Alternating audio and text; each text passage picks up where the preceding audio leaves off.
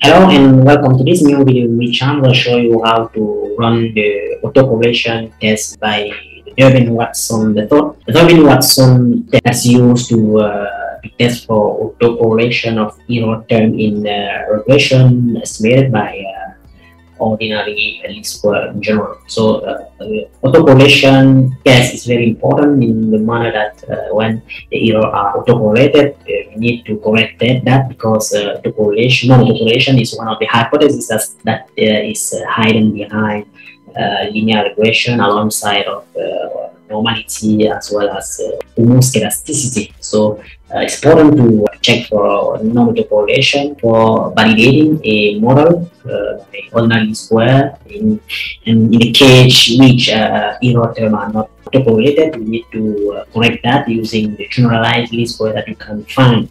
A video here, and it's the first time you are watching one of my video, do not hesitate to subscribe and activate the notification bell in order not to lose the next publication, and do let a thumbs up. It will be a pleasure to know that all effort we are making helping you improve your level in statistical model for social sciences. So coming back into our autocorrelation test, our first step will be to estimate our regression model.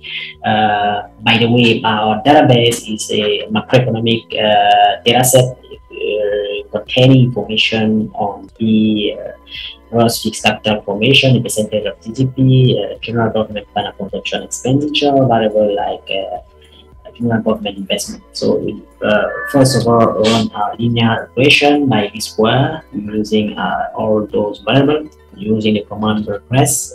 So we will use regress followed by dependent variable, which is here GDP, gross fixed capital formation. We have we include general government final consumption expenditure as well as general government investment. So we then click on OK, and you can see that the result of our regression model are being generated. So the next step is to define our data set to be a time series, because Durbin-Watson is a autocorrelation test. Yes, the relationship among error terms. We need to define our data set to be a time series. So we need to just use the command tsset followed by the name of our time variable, which is by the in this case here.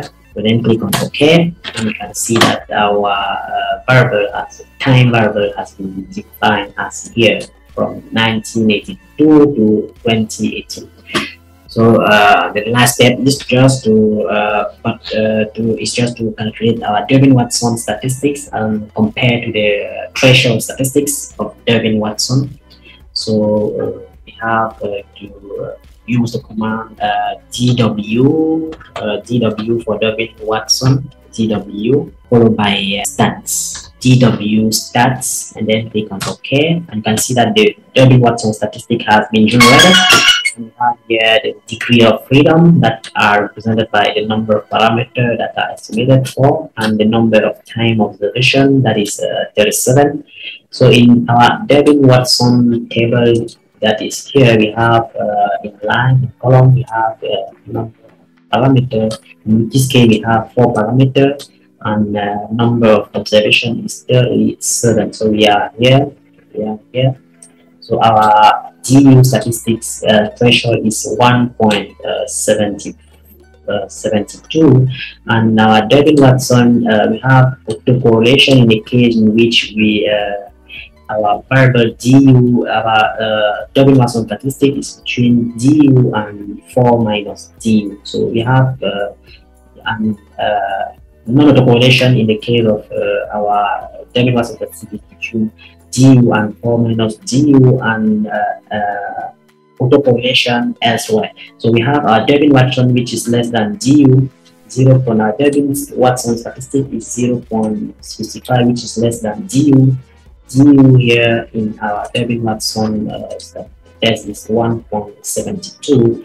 So our Durbin-Watson statistic is less than GU, meaning that our error term is autocorrelated. So it means that we cannot interpret our method, estimation using our ordinary list, so you just use generalized least square that you can discover in this video right on the top of this video. So if you have not done so, do subscribe to our YouTube channel and activate the notification bell in order not to lose the next video and anytime soon.